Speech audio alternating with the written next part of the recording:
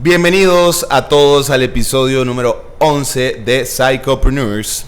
El día de hoy tenemos, como siempre, les traemos un invitado muy especial, el doctor Carlos Hernández. Grande. Para los que no lo conocen, ahorita vamos a dar que haga una pequeña introducción, ¿verdad? Que nos cuente un poquito. Pero para nosotros nos parece súper interesante el camino o la rama que él tomó en su industria o su carrera, que es la carrera médica. Y nos va a contar un poquito cómo se originó todo eso, de dónde inició, por qué quiso elegir esto directamente. Pero bueno, antes de hablar de todo eso, empezá contándonos, creo yo que es importante, como tus orígenes, de dónde son tus papás, porque ahí ustedes lo ven, es como un chino negro, es una combinación rarísima, ¿verdad? Pero bueno, va a explicar por qué. Maes, un placer estar aquí con ustedes. Hace rato, madre, queríamos que viniera, madre. Sí, muchas gracias, así maes, como muchas gracias. desde el segundo. Muchas gracias, maes. Maes, pues un placer, como les digo. Bueno, para los que no me conocen, soy el doctor Carlos Hernández Cuevas. Soy médico aquí en Costa Rica y pues he dedicado mi consulta los últimos 6 años más o menos ya a la utilización terapéutica de la planta del cannabis y también sus diferentes moléculas. Pues ok, para contestar tu pregunta inicial, bueno, yo nací aquí en Costa Rica, pero mi madre es guatemalteca, mi padre es colombiano y ellos se conocieron en la Unión Soviética. Wow. No sabía Buen yo, mix. man. Buen mix. Entonces, ellos vieron, digamos, como la época dorada digamos, del régimen comunista, la Unión Soviética, ¿verdad? Y pues mi familia guatemalteca es exiliada aquí en Costa Rica por motivos políticos. Entonces, se vinieron para acá a Costa Rica a tenerme a mí y aquí fue criado, digamos, ¿verdad? Sin embargo, los criterios por los cuales yo fui criado aquí en Costa Rica no fueron culturalmente aquí ticos, digamos, sino que de otros países, entonces tal vez por eso es que mi mentalidad es un poquito diferente en ese aspecto. Pues crecí aquí en Costa Rica, digamos, ¿verdad? Toda mi vida y pues sí, yo creo que es por eso. Mi papá tiene también sangre indígena chipcha colombiana, ¿verdad? Que es una de las partes, digamos, noreste de Colombia, que es colindando con el Amazonas. Y, ¿cómo se podría decir?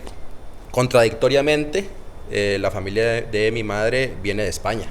De hecho, mi abuelo es apellido del Cid Campeador, ¿verdad? Que es como un guerrero mítico, legendario español. Entonces es como algo bien extraño ahí. El otro día, que de hecho estamos hablando de lo de inteligencia artificial, este huevón posteó como él se ve con inteligencia artificial y parecía así un samurái, así, es como, ok, confirmado, tiene su descendencia ahí como soviética ahí, extraña. De verdad, o sea.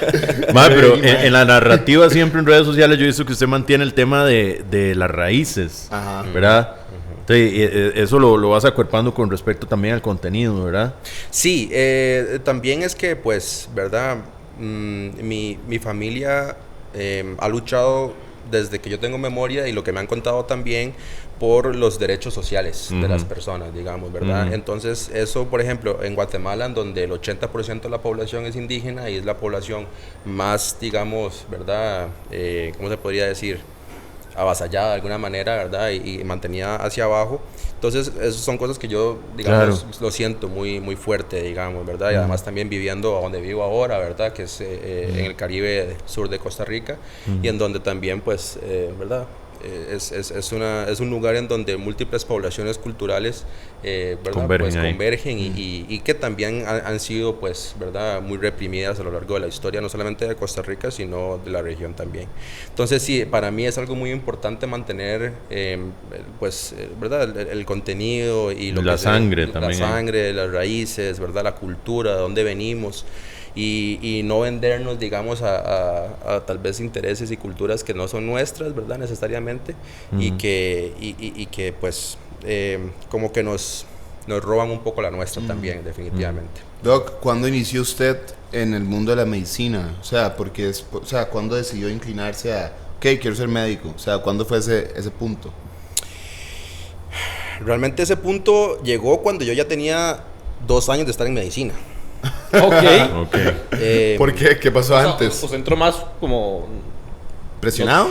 Presionado. Ok, esto es algo que no mucha gente sabe de mí, pero yo soy campeón nacional de varios videojuegos aquí en Costa Rica. Ay, ¿Legal?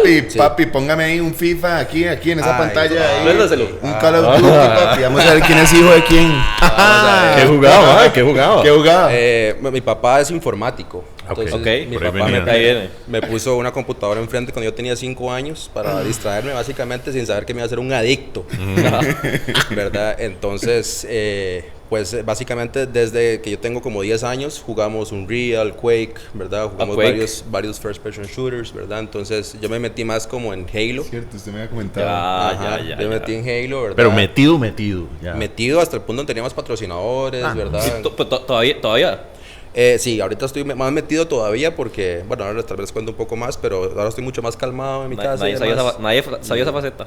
De hecho, quería meterme un toque en Twitch, ver si podía, porque estamos jugando Overwatch, está muy bueno. Overwatch. Está muy tuanis. Sí, bueno, entonces resulta que yo me metí tanto en los videojuegos, mae, que básicamente llegué a pesar 115 kilos. Ok. Entonces, resulta que eso hizo que a mí no me gustara mucho la gente, ¿verdad? Que no tuviera interacción mucho con las personas, ¿verdad? Y demás. Entonces, cuando salí del colegio, vi un anuncio ahí de una universidad aquí en Costa Rica que estaba dando animación digital y me metí a estudiar animación digital, más o menos como a mis 18 años. Entonces empecé a bretear en esa hora, a estudiar animación digital. Y cuando llevaba 3 años metido en animación digital, ya había bajado como a los 90 kilos más o menos y ya he tenido otro acercamiento a las personas, a las mujeres, a los amigos, a los círculos sociales y demás, ¿verdad? Entonces me empecé a dar cuenta de que tal vez trabajar con computadoras todo el tiempo no era lo mío, ¿verdad? Entonces, hubo un momento crítico en mis estudios de animación digital en donde, ¿verdad? Uno de mis profesores de diseño, pues básicamente me humilló enfrente de un montón de personas de diseño de esos maes. Y porque eran maes que llevaban desde que tenían 10 años dibujando y yo no podía dibujar ni palitos. Entonces, ¿verdad? Eran cosas. Y el mae igual me pasó la clase de diseño 3, diseño 2. Me pasó la clase, pero... Saludo ahí para el profe. Eso iba así, un saludo al hombre. No, y realmente yo se lo agradezco. Porque, Claro. Porque el mae, el mae tiene Asperger y el mae estudió diseño puro en Japón. O sea, el mae es una mente y el mae es el que le enseña o le enseñaba por lo menos a los arquitectos, a todos los diseñadores de aquí en el país, digamos. En esta universidad por lo menos. Entonces, ¿verdad? Yo tomé muy a pecho digamos... Fue una inflexión ahí. Sí, fue un punto de inflexión y su opinión acerca de lo que estaba pasando en ese momento. Y aunque igual proseguí dentro de la carrera, digamos, ¿verdad? Me di cuenta de que tal vez no era lo mío. Y, Doc, pero cuando usted empezó, entonces cuando usted ya estaba en medicina, usted todavía no tenía en mente toda la parte de los tratamientos alternativos, como por ejemplo con cannabis y todo ese interés, ¿no? No, porque entonces, bueno, ahí es donde yo les comunico a mis padres que, ¿verdad? El tipo que realmente nunca tuvo buenas notas y que casi se queda en varios cursos en la universidad, en el colegio, quería estudiar medicina. Entonces, ¿cuál fue la reacción? Raro, ese nomás, raro. O sea, mi tata fue como... ¿Estás seguro, mae? O sea, de verdad. Bueno, ¿cuál es la universidad mejor del país? Tal. Bueno, de ahí, mae, si entra y lo logra, pues se la pagamos, ¿verdad? Porque por dicha, mis papás me dieron esa oportunidad, ¿verdad? Pero no creían mucho en la cuestión, ¿verdad? Pero creyeron lo suficiente como para dejarme cambiarme. Y me cambié. Entonces, para serte sincero, cuando me metí a medicina, porque a mí la biología es lo que más me gusta desde las ramas, digamos, de la ciencia y... ¿A qué edad estamos hablando que hiciste la Esos transición? 20 años. 20 años. A los 20 años. Okay, o sea, típico que sale de la U y que empezó con lo primero que se le ocurría que le gustaba y después usted dijo, no, esto no es y hizo la transición. Exacto. Que hay un montón de gente que le pasa eso, ¿verdad? O sea, hay mucha gente que le pasa eso y yo creo que es lo correcto que le pase a uno, como que normalmente si la gente de 18 años es obvio, ya lo hemos hablado, que no va a saber qué es lo que quiere, la mayoría no va a saber qué es lo que quiere a esa edad. Entonces el hecho de que usted se dio cuenta rápido, 2 años, a cuál transición hacer, que tiene hoy en día ahí, ¿verdad? Sí, lo que considero también es que es algo muy cultural, porque aquí en Costa Rica, o sea, la mayoría, por lo menos los que tenemos la oportunidad para hacerlo, los que tenemos, digamos, el privilegio también, ¿verdad?, de estudiar directamente, pues salimos del colegio a la universidad o ver qué hacemos, qué estudiamos, digamos, de alguna manera. Pero en países como Israel, por ejemplo, los israelitas, pues, viajan primero hasta los 20, 21 años, viajan por todo el mundo haciendo diferentes diferentes cosas y después deciden qué estudiar. Interesante, yo no sabía ese toque. Entonces, Israel, sí. Entonces, ¿verdad? Pues por eso es que, bueno, me pasé a medicina. Entonces, en medicina me empezaron a pasar por las armas, hombre. O sea, ¿verdad? Yo pasé de hacer cortos y dibujitos a tener que leer, ¿verdad? Como si no hubiera un mañana. Claro. Entonces me empezaron a pasar por las armas y resulta que en mi segundo año de medicina mi madre enferma con cáncer. O sea, la diagnostican cáncer de colon, metastásico a hígado, ¿verdad? Etapa 4, nadie quería operarla. Y pues sí, fue un momento muy duro. Paralelamente a eso, yo a los 17 años empecé a consumir cannabis de forma, digamos, lúdica, porque ni siquiera era un adulto en ese momento, ¿verdad? Y lo hice por un amigo que me estaba enseñando varias cosas del mundo, experiencias y cosas, y me gustó el cannabis, pero no solamente me gustó, sino que me cambió la vida. O sea, a mí me cambió la forma en la que veía mi espiritualidad, veía mi vida, veía, ¿verdad? En general el mundo, ¿verdad? Entonces me cambió. Y pues cuando pasa esto con mi madre, que le diagnostican el cáncer, pues empiezo a utilizar el cannabis como un tratamiento para tratar de, digamos, paliar un poco los efectos de la quimioterapia, porque eran 12 ciclos de quimioterapia, ¿verdad? En donde ella pues no comía, pasaba con inflamación, dolor todo el tiempo, no se levantaba de la cama literalmente, ¿verdad? Entonces incluso pues me acuerdo de varias conversaciones con ella en las que me senté a hablar con ella de la muerte y las cosas que iban a pasar después, ¿verdad? O sea, cosas muy heavy. Qué rudo, man. Yo tenía 22 años en ese entonces. Mae, qué momento más tenso, o sea, vivir eso.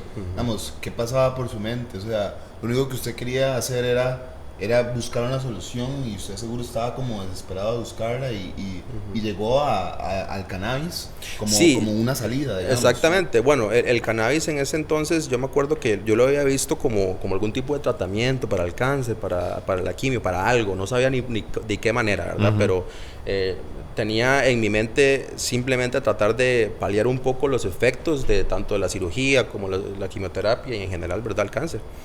Entonces, pues, recuerdo que me vi un par de documentales, cuál era la forma más, digamos, en ese momento que sabía de... Ahí esa implementación era como empírica. Completamente. Claro. Ni siquiera era médico, ni siquiera llevaba la mitad de la carrera.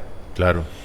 Entonces, me compré un vaporizador de pared y conseguí el mejor cannabis que pude conseguir en ese entonces, ¿verdad? Y vaporicé con mi madre.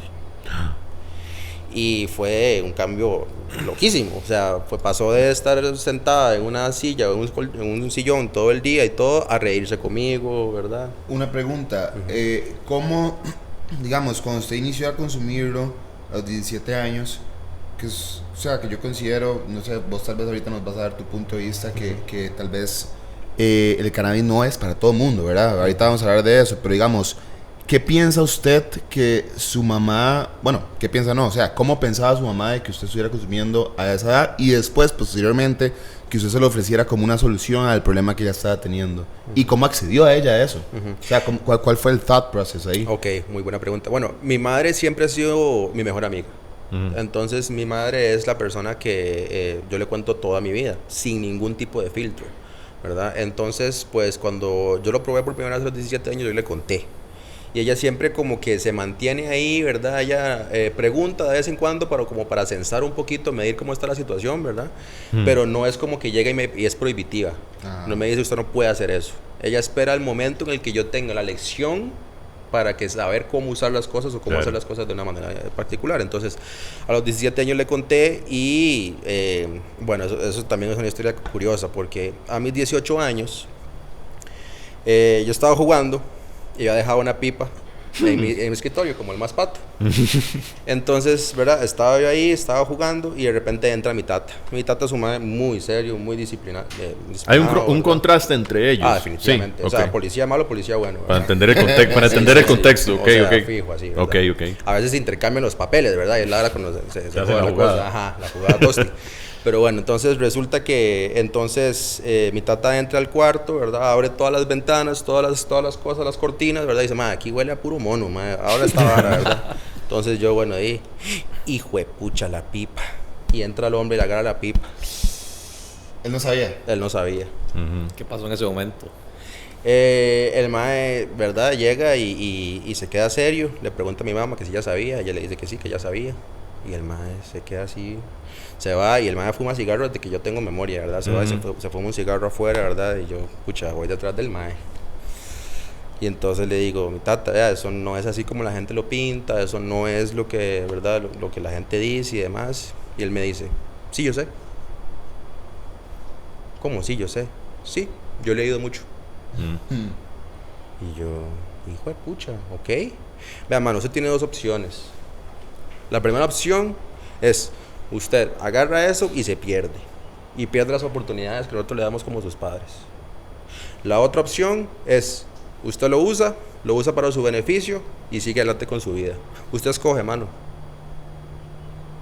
Y eso para mí fue un punto de quiebre también en la vida. Porque él no me prohibió nada. La persona que yo más le temía en el mundo, ¿verdad? Y que le temo todavía de alguna manera, pues su opinión, ¿verdad? Y su criterio. Pues obviamente me dio, no el visto bueno, pero me dio la opción de escoger, por lo menos. Entonces cuando yo ya, digamos, fast forward a mis 22 años y pasa esto con mi madre, entonces ya esto era algo que era completamente aceptado en mi casa. Muy charlado ya. Muy hablado, muy charlado, e incluso, digamos, ellos veían el cambio positivo que estaba teniendo en mí, porque, o sea, como les digo, mi espiritualidad, mi conciencia, mi vida, mi camino, mi desarrollo, todo cambió. Doctor, qué buena comunicación que había en la casa, o sea, porque no fue pleitos, no fue como normalmente le pasaría a casi todo el mundo que sale el tata ahí enojado y... Te voy a ser sincero, yo pienso que eso viene a raíz de que mis padres tienen otras culturas y que además también mi madre estudió filosofía. Entonces la comunicación que hay, digamos, en la familia, en mi familia, es brutal, o sea, es incomparable. Entonces, a mí me gustaría hacer ese paréntesis. Mucha de la gente que hemos traído acá siempre salen los papás. Es muy curioso. Siempre le tocamos. Pero porque hay puntos de inflexión y si alguien que es psicólogo nos está escuchando y demás, los traumas con los papás es lo que la gente arrastra. Y uno se sienta con una persona, un empresario que lleva 20 años y están haciendo algo mal, 20 años haciendo un trabajo, están haciendo algo mal. Yo no sé por qué yo siempre incurro en estos errores, por qué me hago daño en estas cosas. Terminas yendo y son los papás. Entonces hay un montón de papás que no saben el trauma que están haciendo al cercenar la comunicación. Porque su tata pudo llegar y decirle, mae, lo voy a pichasear. Sí, legal. Pudo llegar y un poco de insultos ahí. Tome su primer trauma. Tome. No, y mi tata, o sea, perfectamente, él cuando me decía que yo estaba, ¿verdad?, meando fuera del tarro en la escuela o en el colegio, el malo primero que me decía era que, mae, o sea, va a ir a embolsar cosas al más por menos, weón, de una vez. O sea, era típico, mi tata era así, a rajatabla, ¿no? Directo. Entonces, sí. Entonces, que él se comportara de esa manera, a esa altura, en ese momento, para mí fue, ¿verdad? Groundbreaking. Entonces ya ese tema estaba asimilado cuando llegaste asimilado completamente. Doc, y entonces con el tratamiento, digamos, como de su mamá, usted ve que hizo su research con documentales, exactamente. YouTube, más que nada, ¿verdad? Ver un poco de qué manera, porque yo sabía usarlo ya de forma recreativa, digamos, ¿verdad? Entre comillas. Porque se usa el término uso adulto por aquello, ¿verdad? No es uso recreativo ni lúdico, sino uso adulto, porque el cannabis debería ser usado por solamente adultos, arriba de, yo diría que 21 años, ¿verdad? Ahora, más informado. Ahí, nada más el paréntesis. Claro. Entre más temprano se consuma, puede hacer diferencias en la mente. Sí, de una definitivamente. O sea, las personas que yo he visto que se han disparado trastornos y también ataques de pánico y demás desde tempranas edades es porque empezaron a usar el cannabis desde antes de los 15 años. Entonces, ahora también hay evidencia científica muy robusta acerca de que el uso del THC... Cambios en el cerebro. Hay cambios en el cerebro, definitivamente. No sabemos si a largo plazo, si para toda la vida, pero sí sabemos que a mediano plazo sí. Ya. Por lo menos que se vean hasta los 30 años. Doc, y entonces, bueno, a partir de lo que pasó con su mamá y todo eso, ahí fue cuando usted se le empezó a ocurrir la idea de tal vez tener este tipo de tratamiento alternativo ya cuando usted empezara con la parte de la medicina. Exactamente. Entonces, pues bueno, yo seguí con medicina, ¿verdad? Yo tuve un punto de inflexión también, que esto yo no lo he contado tampoco públicamente. Este es el primer momento en que lo hago. Primicia. Entonces, la cosa es que cuando yo estaba en mi segundo año de medicina, mi mejor amiga en ese entonces, y todavía en este momento, me enseñó los hongos y los ibínicos. Y tuve la primera experiencia con ellos en mi cumpleaños número 22. Pero me di cuenta que crecían cerca de mi casa. Entonces yo me fui solo. Coronado. Como el más patán. Entonces me fui solo y tuve... En las montañas. En las montañas y bueno, me metí en una finca, según yo, ¿verdad? Y empecé a consumir sin ningún tipo de guía, ni de entendimiento, ni nada. ¿Y sabía cuánto se estaba mandando? No sabía. Resulta que estoy ahí sentado, me pongo a leer un libro y todo, a la distancia, sale un brother, yo lo vuelvo a ver y lo saludo. Y el man me vuelve a ver y me hace, jale de aquí, bla, bla, bla. Mete 3 disparos para el cielo, güey. Y salgo corriendo yo, me meto debajo de la cerca y empiezo a correr, ¿verdad? No sé qué, y el corazón a 1000 y de repente... y le entró todo. Me entra esa vara, ¿verdad? Y obviamente el corazón me administra, me distribuye la psilocibina por todo el cuerpo y empieza esa cuestión. Bueno, resulta que tuve, ¿verdad?, una experiencia con una dosis heroica de psilocibina a mis 22 años y eso me mostró el asco de tipo que estaba haciendo conmigo mismo, básicamente, la mediocridad que estaba manifestando, todas las cosas malas que estaba teniendo en mi vida en ese momento y que eran debido a mí mismo, ¿verdad? Y después de llorar como 2 horas, yo solo ahí en la oscuridad, me calmó el hongo. Y me dijo que todo estaba bien, que las cosas iban a ser diferentes en ese entonces, después de eso. Y a partir de ese momento, pues, realmente no dejé ni una sola materia. Tuve las notas más altas y realmente, pues, me fue muy bien en la universidad. ¿Cuáles fueron algunas cosas que usted ya no soportaba suyas? O sea, que en ese momento usted dijo, madre, ya... que te llevaron a ese hueco. Ajá, o sea, ¿cuáles fueron? Porque tal vez mucha gente que está viendo... puede estar ahí mismo y subconscientemente lo saben, pero ocupan algo como esto para que digan, puta madre, no tengo que pasar por todo eso para hacer el cambio ya, o sea, entonces, ¿qué fue parte de eso? ¿Cómo te sentías? O sea, ¿qué fue lo que a usted no le gustaba? Realmente a mí, digamos, el aspecto académico era algo que realmente no me interesaba y que me generaba mucha pereza. Y no era algo que me gustaba, no le veía el valor a las cosas, ¿verdad? Siempre... trataba como de irme hacia las cosas que realmente me gustaban, como, ¿verdad?, el placer inmediato, los juegos, ese tipo de cosas, ¿verdad? Y no centrarme mucho en mi carrera o a nivel académico. Entonces, pues, a mí la psilocibina me mostró que estaba siendo sumamente mediocre y que además también no estaba terminando las cosas, no estaba dando lo mejor de mí. Nunca daba lo mejor de mí. Hábitos... todo, o sea, en todo sentido habido y por haber. Imagínate que pesaba 115 kilos hasta mis 18 años. O sea, en todo sentido de mi vida yo estaba dando las cosas para nada más pasar. Para pasar con el 68.2, que era la mínima nota, y decir, pasé, tuanis. A partir de ese momento me dijo, usted no es de 68.2, usted es de 90 para arriba. Porque puede hacerlo. Porque usted puede hacerlo. Porque ¿cuál es la diferencia entre ese brother y usted? No hay diferencia. Doc, ¿y usted piensa que si tal vez no hubiera sido por esa vez, tal vez usted no se hubiera dado cuenta de eso? Definitivamente no. Yo siento que, igual, también un paréntesis, la psilocibina no es para todo el mundo, la dosis heroica no es algo que casi nadie debería de hacer, no les recomiendo que lo hagan. Yo sé que muchas personas, pues, ¿verdad?, están esperando este tipo de información de parte mía para empezar a hacerlo y demás, pero no lo hagan, por favor, sin guía. Todavía no hay protocolos en el país, entonces, por favor, no lo hagan. Aunque esto haya terminado de forma positiva, para mucha gente no termina de forma positiva, ¿ok? Entonces, muy bien. Sí, pues, ¿verdad? Siento que la psilocibina, al igual que muchos otros psicotrópicos y psicodélicos también, en ciertas dosis y de ciertas maneras, con ciertos contextos, tiene la capacidad para, pues, darte reflexión, reflejarte, ser un espejo de vos mismo, ¿verdad? Y verte a vos mismo y tus características desde una perspectiva diferente, sí. ¿Verdad? Y un estado de conciencia alterado, ¿verdad? Entonces, sí. Me parece curioso porque a mí me pasó parecido con, bueno, yo le había comentado a usted que yo había hecho una ceremonia de ayahuasca, y en ese entonces uno tiene como cierto tipo de, bueno, yo tuve también cierto tipo de revelaciones. ¿No sabía eso? Sí, como en el 2019.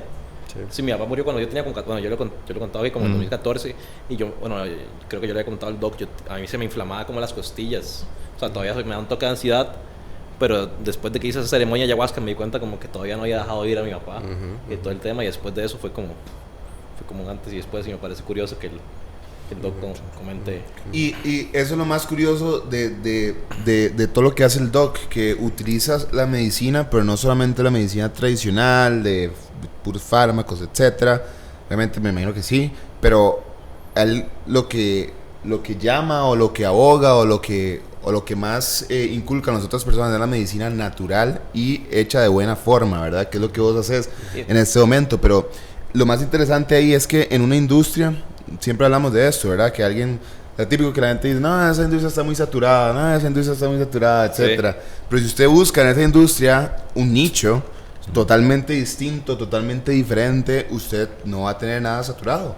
La gente siempre va a buscarlo a usted por eso mismo. Y algo curioso que me parece es que el doc comentó que una parte de la familia de él es cerca de Amazonas.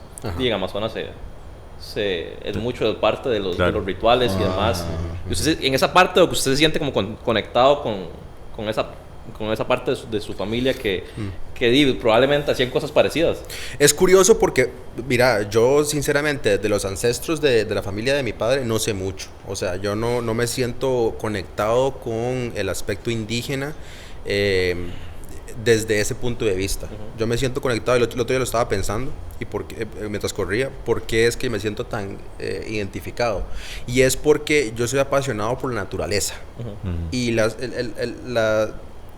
el tipo de persona o la etnia o el pueblo que son los cuidadores de la naturaleza son los indígenas, por excelencia. Sin duda, sí. Entonces, yo considero que si usted ama el planeta, ama la naturaleza, ama los animales, ama ese tipo de cosas, usted tiene que de alguna manera luchar por los derechos indígenas también, ¿verdad? Entonces, digamos que me conecto desde esa perspectiva, no necesariamente desde un punto de vista familiar, porque el otro día a mí me gusta trolear a la gente en Instagram.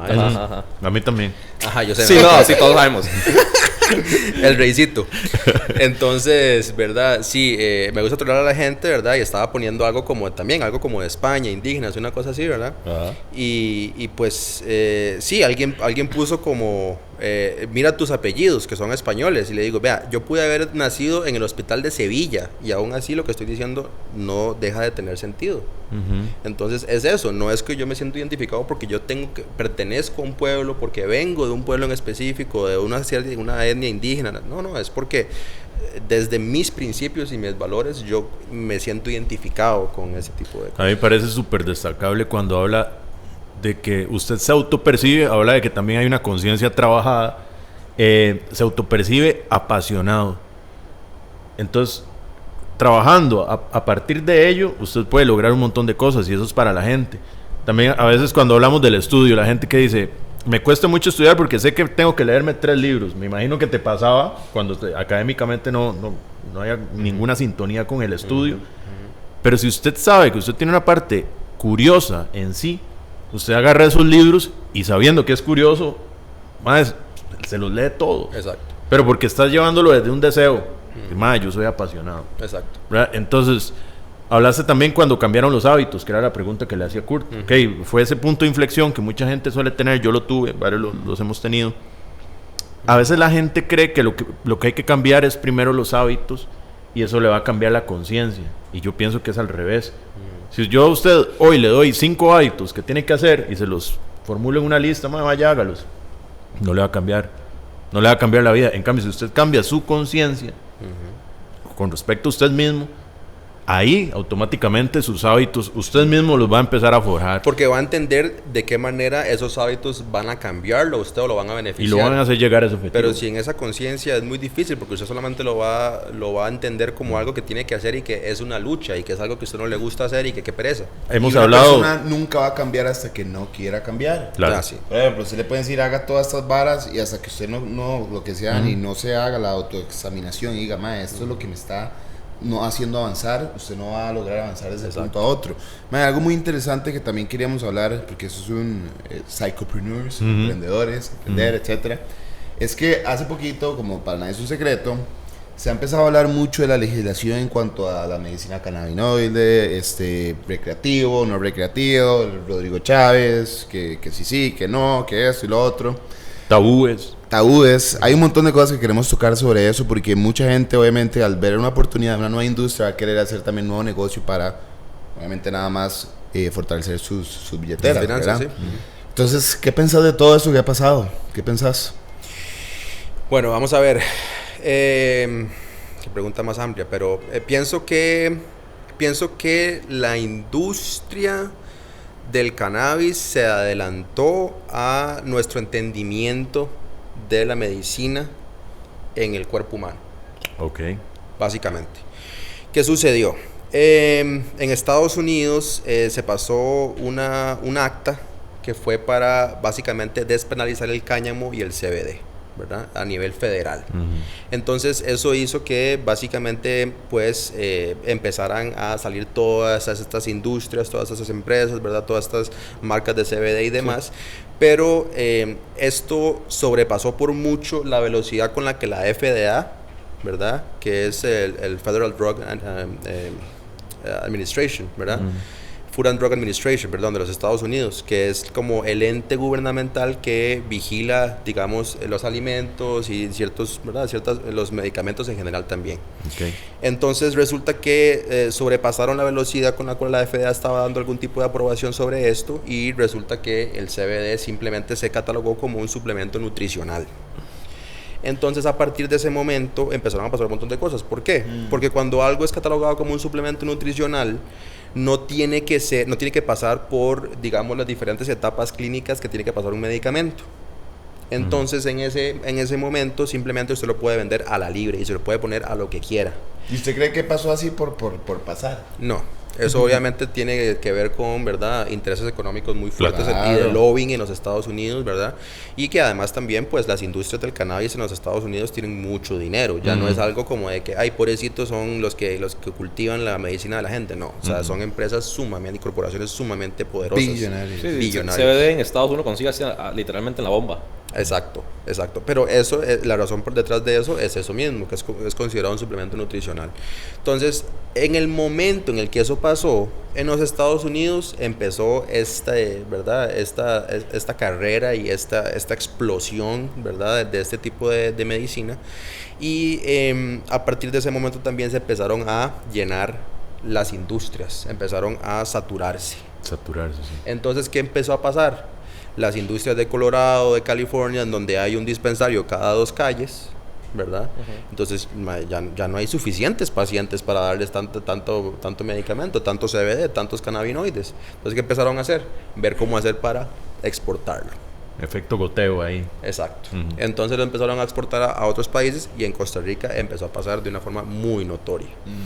Entonces, ¿qué pasa? Nosotros hasta ahora, porque incluso eso es una de las limitaciones que tenemos a nivel federal en los Estados Unidos, que es que no se pueden hacer investigación propiamente clínica con cannabinoides, ¿verdad?, de una forma libre. Tienen que comprarse todo a un cannabis específico, de un lugar específico, de NAIDA, ¿verdad?, que cultivan cannabis de pésima calidad, ¿verdad? Entonces, hay una serie de limitaciones que hacen que nosotros no tengamos el entendimiento que deberíamos de tener acerca de estas moléculas todavía, y que hemos estado empezando a tener hasta ahorita.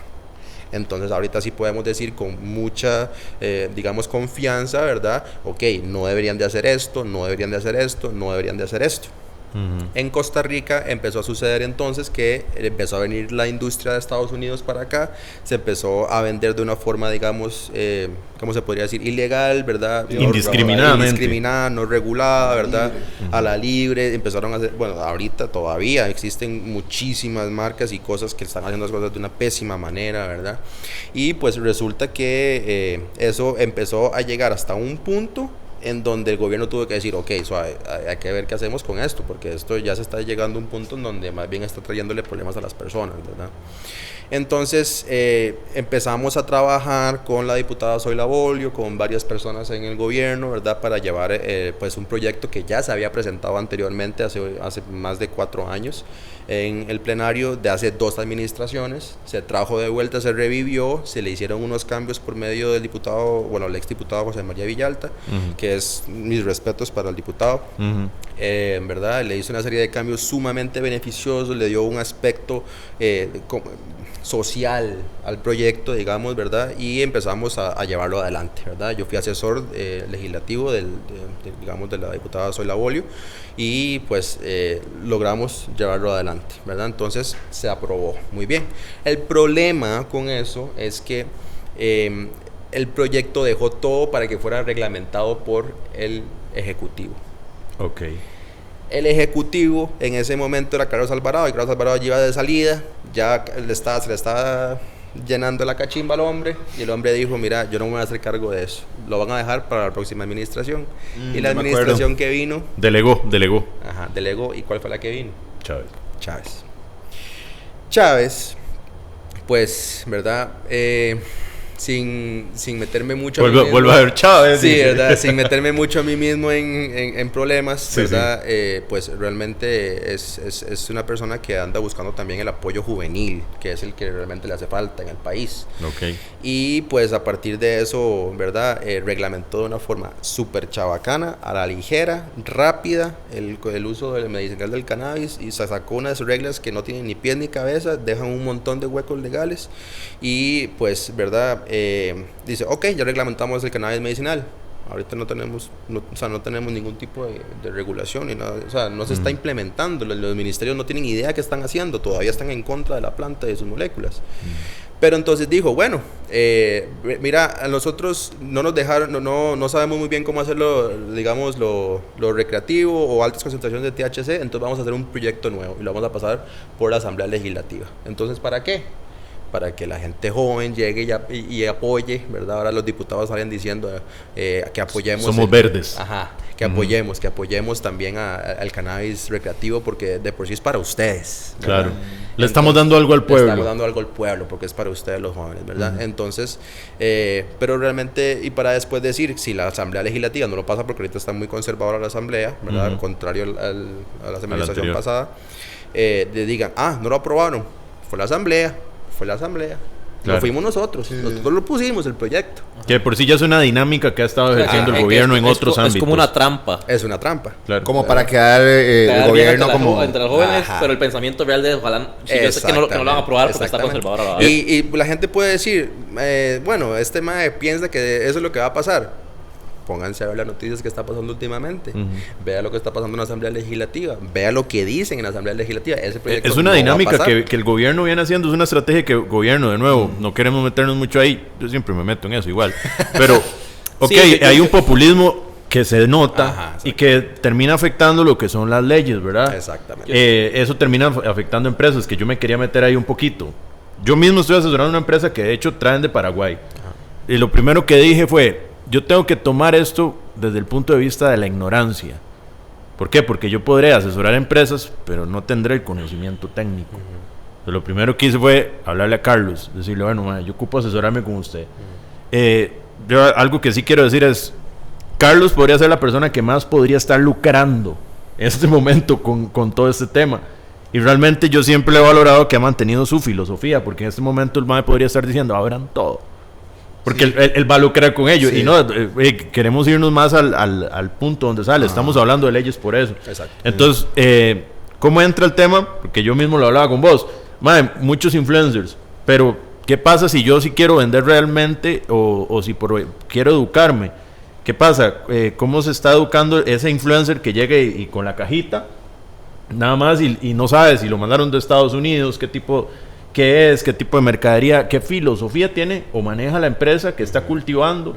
Pero nosotros sabemos de dónde vienen los cultivos, cuál es la estructura, cómo se beneficia a la gente alrededor. Al influencer cuando le llega la caja, ¿qué? No sabe dónde viene, no se asesoró. También considero que es algo que, digamos, que va más profundo que eso todavía, ¿verdad? Porque es la percepción social y generalizada de que el CBD es un suplemento nutricional que es natural y que no tiene efectos secundarios. Como yo antes decía, y vos me decías, madre, psicoactivo sí es. Sí. Yo le decía yo, madre, sí es cierto. En la comunicación yo debo cambiar como digo eso. Para responsabilizarme. Y otro no. Exacto. Y si no, no, los dos son hay psicoactivos. bares y se están echando las bebidas y todo. Cervezas. Sí, vamos a ver, ok, vamos por partes, porque digamos, la percepción generalizada y social de que el CBD es un suplemento nutricional y que es natural y que no tiene químicos y que no es un sintético y que no sé qué, que ya, y que viene de una planta natural, ha hecho que se banalice hasta un punto en donde para que las personas estén tranquilas comprando un producto. Lo que sucede es que realmente si vos te pones a profundizar un poquito dentro de lo que es un medicamento, el CBD cabe perfectamente en esa definición. Entonces, hasta cierto punto es un medicamento. Entonces, ¿qué pasa? El influencer nada más sigue lo que le dice la marca que diga. Porque van guionados también, ¿verdad? Pero la marca... Porque están pagando, papá, si no... La marca... Y a veces ni siquiera les pagan. No, a veces no les pagan. Simplemente la botellita. O sea, es la botellita y ya. Cuesta 20,000 colones, weón. Y por eso vendes tus principios y tus valores y tu imagen por eso. Qué duro. Aquí yo quiero rescatar algo que todo el rato estaba pensando. Mae, pónganse a pensar. ¿Qué tipo de persona es la persona que se va y se pega un pleito con el gobierno para poder hacer que la legislación de una planta sea correcta? La persona que le importa.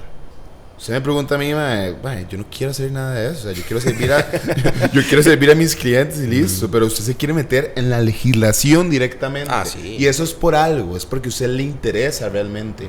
Entonces, aquí nace otra pregunta.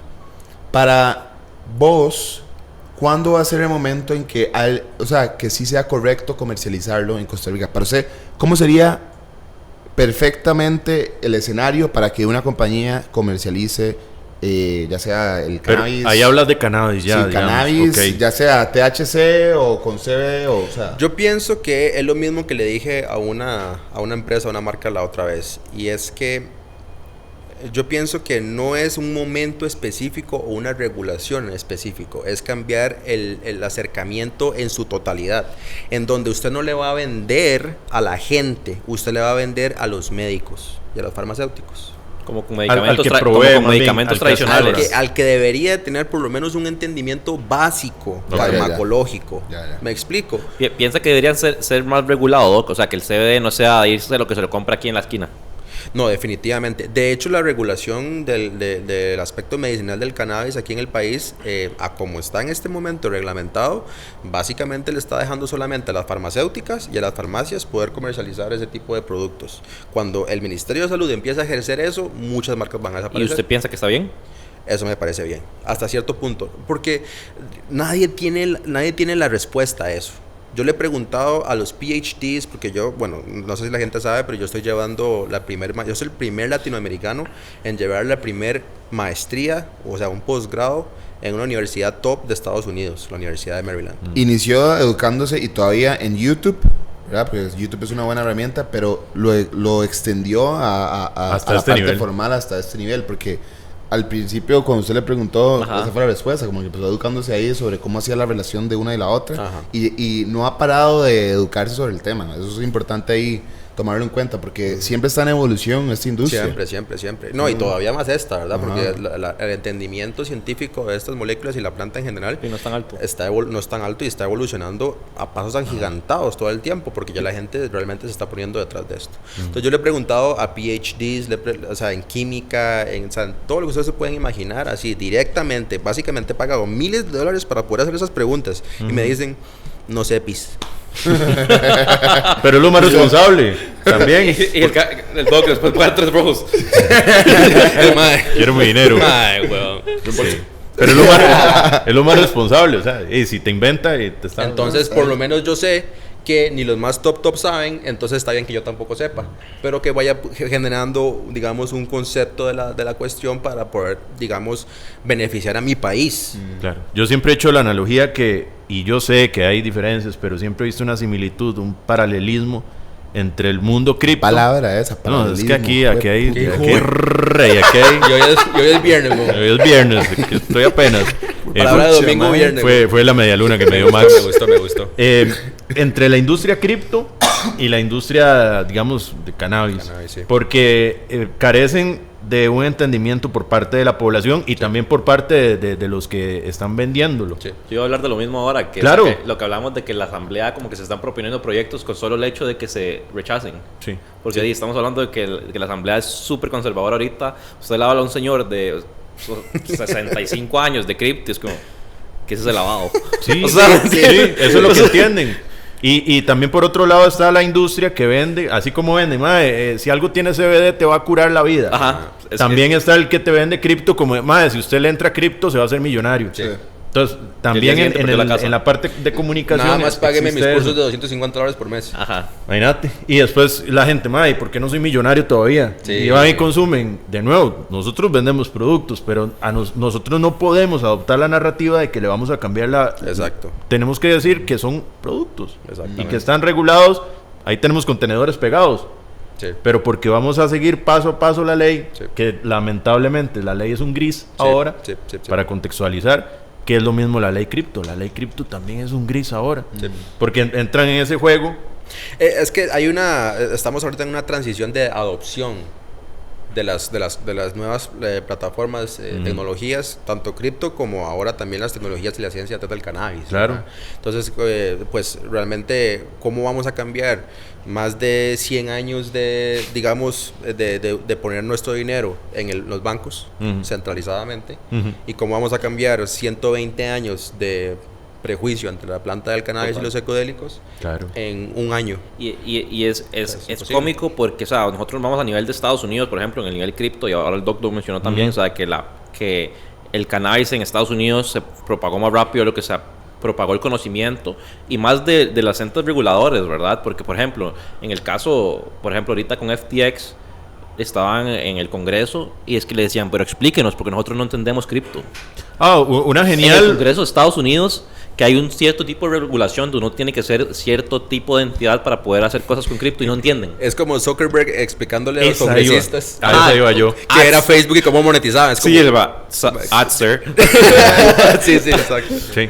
Es difícil. Y esa es la gente que nos lidera. Es que eso es el problema. La vez pasada yo soy un grupo ahí, aquellos famosos de los de WhatsApp, los que dijeron lo que es un problema de que los jóvenes sean CEOs, y yo, no, el problema es que no hay suficientes jóvenes en mandos importantes en este momento. Es muy cierto. Sí, sí, entonces, pues, incluso a nivel gubernamental con el cannabis no es para nada diferente. La razón por la cual yo sí me he comido esa bronca, ahí, la razón es que es una emoción, es una emoción. Sí. ¿Verdad? Para que no se sienta aludido ahí nadie. ¿Verdad? Yo sí me he comido esa bronca es porque básicamente me he ido a explicarles a los diputados qué es esto, ¿verdad? Porque ellos son los que van a crear las leyes, los que van a pasarlas, las que las van a discutir, las que van a decir las cosas malas, las que van a decir las cosas buenas, ¿verdad? Entonces, si se habla desde un prejuicio y si se habla desde lo que se les ha enseñado, entonces nunca vamos a avanzar con esto en el país, nunca. Una pregunta, Doc, ¿usted cree que en un futuro cercano la marihuana recreacional... el cannabis? Sí, el cannabis recreacional. Cannabis recreacional. Cannabis recreacional, ¿usted lo ve como que sea legal? O sea, aquí en Costa Rica, en algún momento. Pues, o sea, sí, es muy probable que sí. Lo que pasa es que yo te lo pongo de esta manera. El presidente ha estado comparando a Costa Rica con estados como Colorado y como California. ¿Verdad? Sí que no. Ok, California pasó el aspecto medicinal del cannabis en los 90s y legalizó el uso adulto del cannabis en 2017-2018. Sí, cuando ya había un database así. Brother, son 20 años. Nosotros... Sucedieron cosas. Sí. Eso es como 2/3 de mi vida. Claro. O sea, ¿me entendés? A lo que digo es... no podemos comparar un estado de estos con Costa Rica porque no somos, o sea, inclusive, ¿cuál es la cantidad de personas que hay en California? Como 20 millones de personas, una cosa Ok, pero ¿qué cosas entonces sucedieron en esos años que no se puedan aplicar aquí si ya está aprobado, por ejemplo? Es el entendimiento de transformación cultural, digamos. No, y es que Costa Rica no lee los research, ¿no? Que teníamos que una vara que estaba aprobada por la FDA la teníamos que convalidar, teníamos que hacer una vara en CR para que se aprobara. O sea, aquí no leemos los research. No, o sea, no podemos para nada comparar, digamos, la estructura gubernamental, digamos, de investigación, de ciencia en general, que tienen en los Estados Unidos con Costa Rica, ¿verdad? Entonces, lo que pasó en esos 20 años fue transformación cultural, fue el entendimiento de qué manera impactaba el cannabis y estas moléculas en la sociedad, ¿verdad? Y mucho de la investigación y los resultados perjudiciales de estas moléculas sobre el cuerpo humano vinieron de esos estados, porque ellos estaban experimentando. Claro, y el tema también generacional, ¿verdad? Porque si empezaron en los 90 con el medicinal, entonces ya ha habido un poco de aceptación en diferentes generaciones, digamos, por ejemplo en los boomers, en los millennials, y en sí aquí estamos atacándolos de uno a todo el mundo. A todo el mundo. Y que ya aquí, ¿verdad? Los millennials es como un poco más para atrás, y los boomers es como, tal vez tienen un poco más de... Yo entiendo eso, pero ¿qué pasa si se adapta de una vez aquí? Si ya se sabe con data cómo actúa la gente.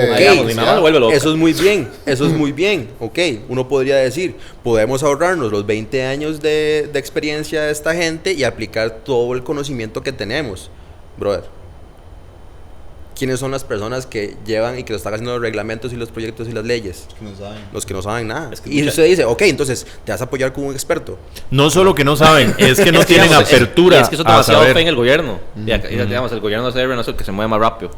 Total. Exacto, no para nada. Entonces, o sea, las personas que son las encargadas de hacer las leyes, hacer los proyectos y demás aquí en el país, no solamente no saben, y no es su culpa que no sepan, porque no es su nicho, no es ¿verdad? No es su cosa, pero, o sea, tampoco se quieren asesorar con los expertos y con las personas que realmente están detrás y que realmente están educados al tema. Buscan ahí en Google. Uno tiene que aceptar que no sabe un tema. Sí. Es que es el primer paso. Por eso, digamos, ¿qué les aconsejaría a usted a las personas que quisieran iniciar con el cannabis, ya sea medicinal o recreacional? ¿Qué les aconsejaría? ¿Cuáles son los, digamos, para cada uno, verdad? O sea, ¿cuáles deberían de ser los primeros acercamientos ante esto? Para pedir a la consulta del doc. Aparte de eso, como para trabajarlo ahí como en contexto. Sí, eso está bien, ¿verdad? Pero sí, básicamente la educación acerca de eso, acerca de las moléculas, acerca de la planta, porque la planta del cannabis es una planta medicinal. O sea, no hay una planta medicinal y una planta recreativa. No, son las mismas moléculas, la misma planta, nada más que utilizadas de una forma contextual, de forma distinta. ¿Ya? Entonces, ¿qué pasa? ¿Cómo se dice esto? Yo siempre he dicho que el cannabis es una planta medicinal que coincidentalmente se usa de forma recreativa, no al revés. Entonces, ¿qué pasa? Usted puede utilizar las moléculas del cannabis, digamos, de una forma medicinal, que si usted lo pone en un contexto particular, es recreativo también. ¿Por qué? Porque si vos llegas, yo se lo dije incluso a la diputada Paola Vega, saludos a la diputada, a la exdiputada. Se lo dije a ella en un en vivo. Le dije, mira, es que no hay una diferencia. Si vos llegas después de estar en el plenario todo el día, en donde te estás peleando con un montón de personas, ¿verdad? Todo el día, y llegas a tu casa y querés relajarte, puedes tomarte una copa de vino, pero también puedes consumir un poco de cannabis, ¿verdad? Y entonces, en ese momento, ¿qué es? ¿Es algo recreativo o es algo medicinal? Y te estás estresando, se está quitando todo el peso del día, ¿verdad? Y demás. Entonces, ¿qué es? Entonces no hay una diferencia entre ambas cosas, es algo contextual. Lo que podría decirles es que primero se eduquen lo máximo que puedan, traten de buscar información. Digamos, ahorita estamos nadando más bien en un río, un mar de información, ¿verdad? Acerca de esto, pero que también pues entiendan que estas moléculas no son cualquier cosa, que no son inocuas, que no es que no le hacen nada al cuerpo, ¿verdad? O sea, que realmente son cosas que, bueno, eso también, eso incluso da para como 3 podcasts más, pero, ¿verdad? O sea, yo lo que hago no es necesariamente solo medicina, digamos, convencional o ni siquiera medicina natural. Yo he llegado al punto de entender que yo lo que hago es endocannabinología por medio de medicina canábica, que combina las dos cosas para terminar en medicina integrativa. Nosotros tenemos un sistema en nuestro cuerpo. El sistema se llama el sistema endocannabinoide. El sistema endocannabinoide es un sistema que nosotros además compartimos con los animales vertebrados. O sea, por eso se ve a los perros, básicamente. Que a Luca, a ver si deja de morder la puerta. De hecho, yo le he dicho. Tan ansioso, tan ansioso el hombre. Ahí les voy a poner una foto de la puerta para que vean. Sí, no, y no es jeta. Al CB les ayuda mucho, incluso también para esta época de las festividades. Pero Luca bueno, es mi perro, no es un hijo o algo. Es un perro. Foto aquí. Perro. Nada más, si lo van a hacer, ¿verdad? Consulten con un veterinario. Muy bien, entonces, bueno, sí, básicamente ese sistema usted lo puede activar o lo puede estimular por medio de múltiples formas. Una de esas formas es utilizando el cannabis, porque por alguna razón estos cannabinoides, estas moléculas de la planta se unen a este sistema y generan algún efecto particular. Pero nosotros también producimos naturalmente estas moléculas. Claro. Por medio del ejercicio, por medio de la meditación, el yoga, el sexo y el orgasmo. Todas estas cosas generan endocannabinoides en nuestro cuerpo, además también de cannabinoides sintéticos. Entonces, si nosotros entendemos que nosotros tenemos este sistema y entendemos también que estas moléculas activan este sistema o lo modulan de alguna manera, entonces entendemos que estas moléculas van a tener efectos particulares en nuestro sistema y que nosotros podemos utilizarlas de alguna manera para nuestro beneficio.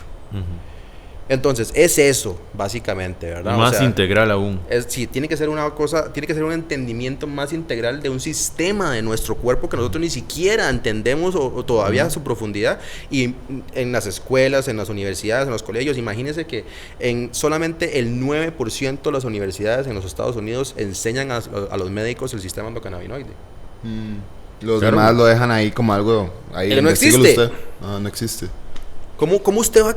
Es como que usted enseñara medicina sin el sistema respiratorio. Sí. O sea, se saltan sistemas al suave. Se salta el sistema al suave. ¿Cómo es posible eso? O sea, tenemos que empezar desde ahí. Y esa es la razón por la cual eso es lo que es un combustible para mi pasión y para la búsqueda de estas peleas y estas broncas. Porque, o sea, si usted logra educar a los médicos y a las personas, a los profesionales de la salud que van a darle estos medicamentos a las personas, entonces usted puede generar un cambio social gigante. Claro. Y en el largo plazo, ahora que habla de toda esta parte de la educación, ¿a usted le gustaría aquí en Costa Rica poder meterse ya en la parte académica de poderle enseñar este tipo de cosas a otros colegas incluso? Exacto.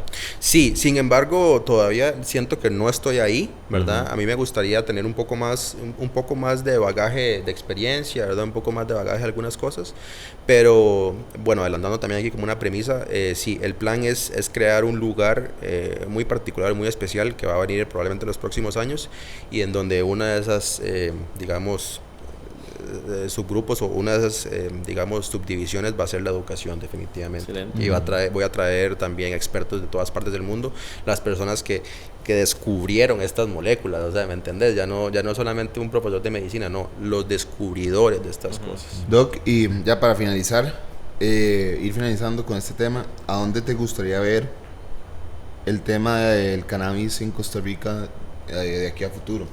Mediano plazo, 5 años. ¿Dónde lo ves? ¿Dónde lo veo? ¿Dónde me gustaría? ¿Dónde lo veo? Me gustaría verlo, digamos, como una industria regulada, informada, ¿verdad?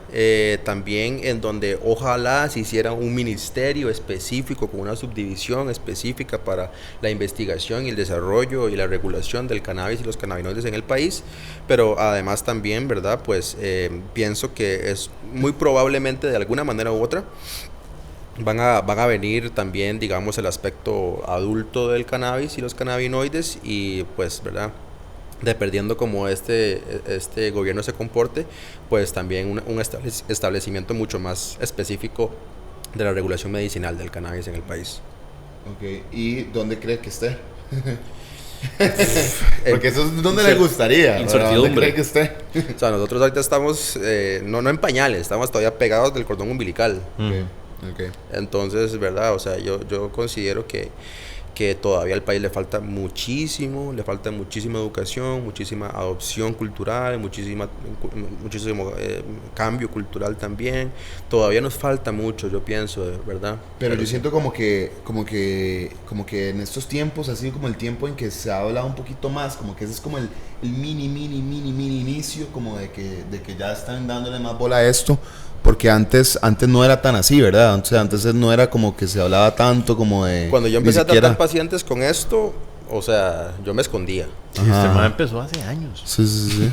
Imagínate, si ahorita también es medio tabú, imagínate en ese tiempo. Sí, cierto. Entonces, sí, yo empecé hace 6 años más o menos a tratar pacientes con esto.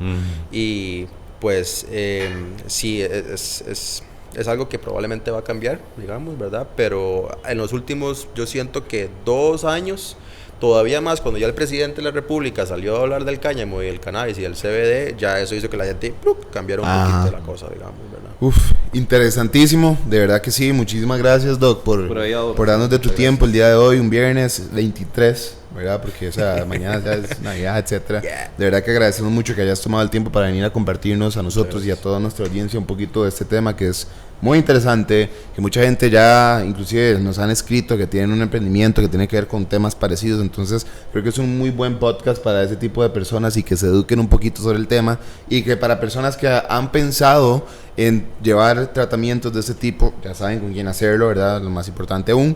Y pues no, de verdad que muchísimas gracias. Feliz Navidad, queremos decirles feliz Navidad a todos ustedes, gracias por tenernos acá. De verdad, y ya saben, pongan un comentario, compartan eso con alguien que quieran compartirlo para que aprenda un poquito de lo que vimos hoy. Gracias. Decía el Instagram ahí para que la gente también. dr.carlos_HER de Hernández. Como si nunca pusieran el cintillo, ¿ah? Cintillo. A la gente hay que decirle el puntito, la coma y todo. Sí. Y ya yo le dije, se tiene que armar un podcast, madre, porque realmente está haciendo las varas bien. Yo lo valoro muchísimo. Entonces, muchísimas gracias por venir. Muchas gracias de verdad por la invitación a los tres. ¿Verdad? Ya saben, nos vemos en los próximos capítulos. YouTube, Spotify, Apple, todos lados estamos. Ya saben, nos vemos. Pura vida. Bye bye.